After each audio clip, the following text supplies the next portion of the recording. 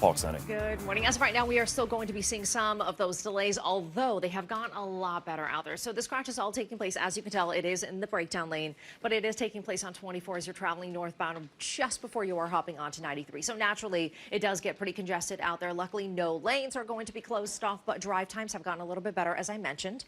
25 to 30 minutes roughly, which is great news. At one point, it was an hour. If you're in the opposite direction, though, heading southbound right now, you're not going to see too many curiosity delays. A little bit further away as you get closer to the city, now starting to fill in a bit more, especially if you're traveling on the Zagum and the Lever connector, just to give yourself extra time, especially on 93.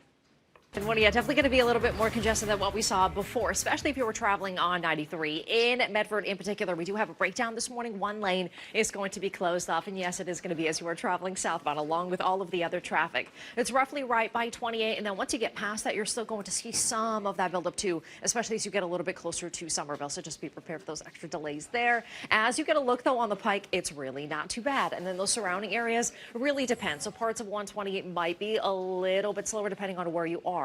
As we're getting a look right now in Dedham, we are traveling southbound, so that's not too bad. But the opposite direction now starting to build up a little bit more. Some pockets of traffic, although nothing too severe at this point. Just keep in mind 93 still going to be more significant. The expressway, all of those areas tend to be a little bit slower. And that's where those drive times are going to be the most severe. About half an hour to 40 minutes for the most part. The Pike, not that bad, about 20 Years later, some of the stars of the classic movie The Goonies are back together. And believe it or not, two of them are actually starring in a new movie together. I wish you've seen this because Quan's voice and his delivery, he sounds exactly the same as when he was a little kid. That's amazing. Yeah.